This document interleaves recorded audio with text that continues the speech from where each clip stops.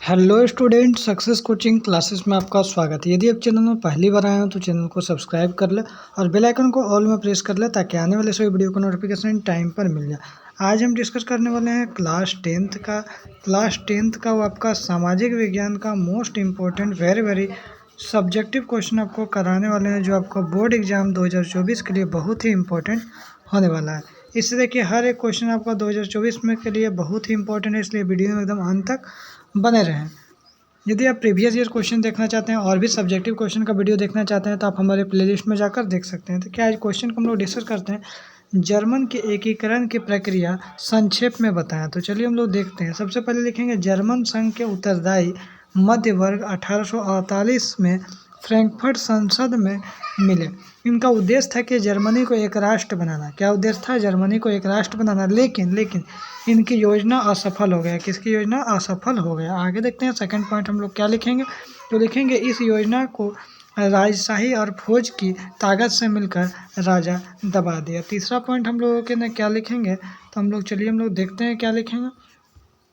लिखना है प्रशा के प्रमुख मंत्री ऑटो वन बिस्मार्क ने जर्मन संघ के एकीकरण के लिए आंदोलन का नेतृत्व किया। 4 पॉइंट क्या लिखेंगे। 7 वर्ष के दौरान ऑस्ट्रिया, डेनमार्क और फ्रांस के 3 युद्धों में प्रशा की क्या हो गया? जीत हो गया और एकीकरण प्रक्रिया क्या हो गया? पूरी तरह से पूरी हो गई। आगे यहाँ पर देखते हैं लास्ट जो पॉइंट लिखेंगे जनवरी 1871 में वायसराय में हुए एक समारोह में प्रशा के राजा विलियम प्रथम को जर्मनी का सम्राट घोषित कर दिया। ये आपका मोस्ट इंपॉर्टेंट, आपका एग्जाम के लिए बहुत इंपॉर्टेंट क्वेश्चन था। दूसरा क्वेश्चन देखिए इंपॉर्टेंट, क्या मारियान और जर्मनिया कौन था। आगे देखिए किस तरह उन्हें चित्रित किया गया, इनका क्या महत्व है। VVI क्वेश्चन जो बहुत बड़े एग्जाम में पूछा गया। तो चलिए हम लोग देखते हैं। फ्रांस की क्रांति के दिनों में कलाकारों ने नारी रूपक का प्रयोग अमूर्त विचारों, स्वतंत्रता, मुक्ति, ईर्ष्या, लालच आदि को प्रकट करने के लिए किया।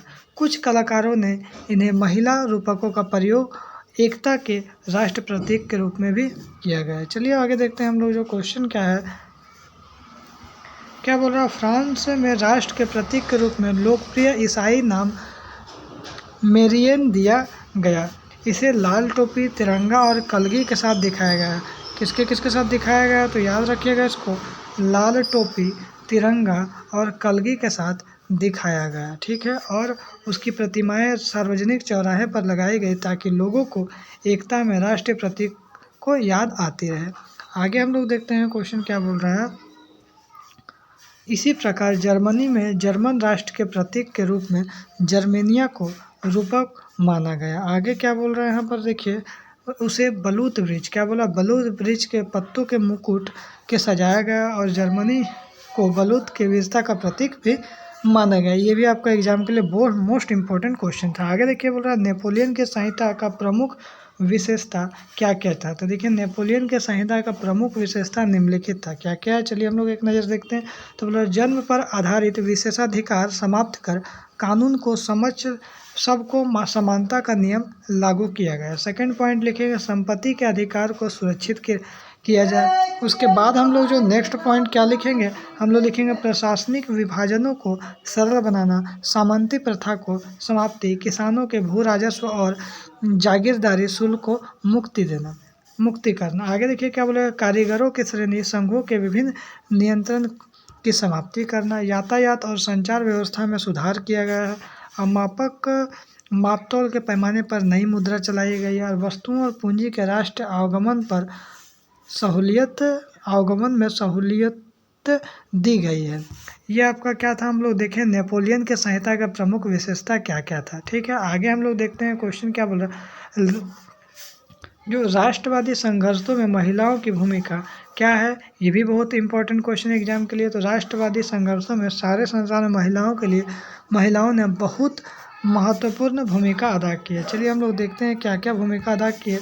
तो पहला, राष्ट्रवादी संघर्षों में यद्यपि महिलाओं ने चढ़ बढ़कर भाग लिया, फिर भी उदारवादी आंदोलन के अंदर महिलाओं को राजनीतिक अधिकार देने का मुद्दा विवादास्पद था। आगे देखते हैं क्या है।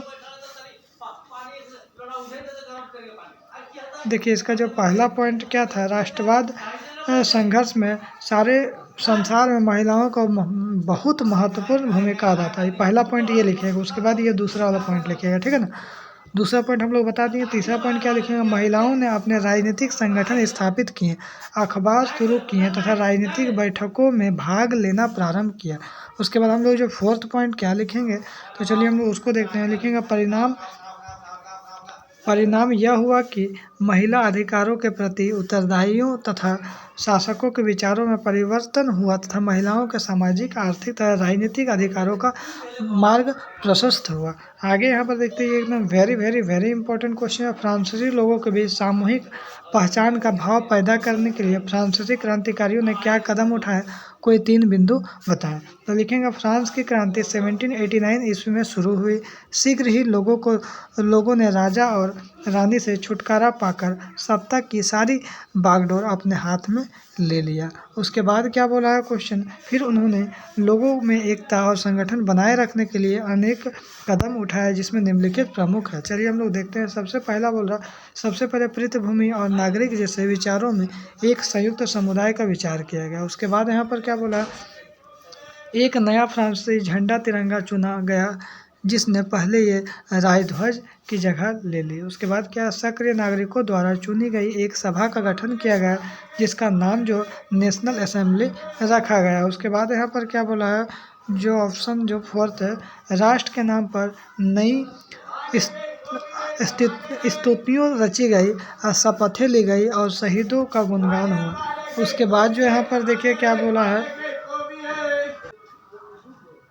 उसके बाद देखिए वो लिखेंगे यहाँ पर, एक केंद्रीय प्रशासनिक व्यवस्था लागू की गई, जिसने सभी नागरिकों को एक समान कानून बनाया। आगे देखिए, आंतरिक आयात निर्यात शुल्क समाप्त कर दिए और नाप तौल का एक समान व्यवस्था लागू किया गया। ठीक है, यहाँ तक क्लियर हो गया। आगे देखिए बोल रहा है यहाँ पर, यूनान के स्वतंत्रता संग्राम पर ध्यान केंद्रित करते हुए बताएं कि 19वीं शताब्दी में राष्ट्र कैसे विकसित हुआ। या तो क्वेश्चन हमारा यह आ सकता है, या तो हमारा क्वेश्चन आ सकता है यूनानी स्वतंत्रता युद्ध पर टिप्पणी लिखे। तो क्या लिखेंगे, 15वीं शताब्दी में यूनान ओटोमन साम्राज्य का हिस्सा बना। ठीक है, कब बना, 15वीं शताब्दी में। यूरोपीय राष्ट्रवाद से प्रेरणा पाकर यूनानियों ने 1821 ईस्वी में स्वतंत्रता के लिए संघर्ष प्रारंभ हुआ। उसी समय पश्चिमी यूरोप का भी समर्थन उसे प्राप्त हुआ। आगे देखें, सेकंड पॉइंट क्या लिखेंगे, सेकंड पॉइंट लिखेंगे, साहित्यकारों ने यूनान को यूरोपीय सभ्यता का पालक बताया तथा यूनानी संस्कृति का महिमंडल किया। इस प्रकार यूनान एक मुस्लिम साम्राज्य के विरुद्ध संघर्ष करने को तैयार हो गया। आगे देखते हैं, तीसरा पॉइंट यहाँ पर क्या बोला, यूनान के स्वतंत्रता संग्राम में रोमानीवाद को छोड़कर वहाँ के कवि और कलाकारों ने ओटोमन साम्राज्य के विरुद्ध संघर्ष में हिस्सा लिया। ऐसे ही एक प्रसिद्ध कवि था लॉर्ड बायरन है, ने धन इकट्ठा किया और बाद में युद्ध को लड़ने में भी गया, जहां 1832 में बुखार से उसकी मृत्यु हो गई। आगे देखिए, अंततः एक लंबे संघर्ष के बाद 1832 ईस्वी में कुस्तुनतुनिया की संधि के द्वारा यूनान को एक स्वतंत्रता राष्ट्र के रूप में मान्यता प्राप्त हुआ। तो इसमें मोस्ट इंपॉर्टेंट क्वेश्चन डिस्कस किए। यदि आपको वीडियो अच्छा लगे तो लाइक करिएगा, शेयर करिएगा। चैनल में अगर नए हैं तो चैनल को सब्सक्राइब करना ना भूलें। ठीक है, और इसी तरह से यदि आपको और भी इन्फॉर्मेटिव वीडियो चाहिए तो चैनल को सब्सक्राइब कर लो। फिर मिलते हैं हम लोग नेक्स्ट वीडियो में। Thank you so much.